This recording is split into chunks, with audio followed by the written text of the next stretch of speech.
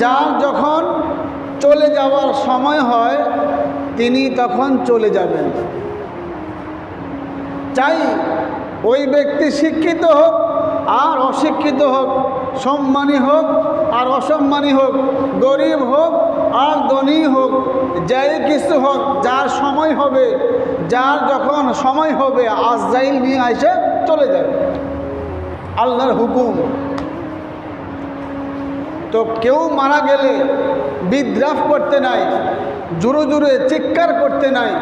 হ্যাঁ, সুখ আহত হওয়া, তার জন্য দোয়া করা, চোখে পানি আসা ঠিক আছে, কিন্তু এই যে বিলাপ করা, কেউ মারা গেলে একসাথে হয়ে বিলাপ করা, জোরে জোরে চিৎকার করা যে আল্লাহ শুধু আমার বাপরে দেখছে, আল্লাহ শুধু আমার ভাইরে দেখছে, আর কারো দেহ নেই। এলাকার মধ্যে কত মানুষ বসবাস করে, আজরাইল কারো ঘর গেছেন না, খালি আমার ঘরটাই ছিল। বিলাপ করা যে আরেকজনের 10টা সন্তান, হের কিছু হয় না, আল্লাহ আমার দিচ্ছে একটা, খালি অসুস্থ আর অসুস্থ, অসুস্থ আর অসুস্থ, কি দিল?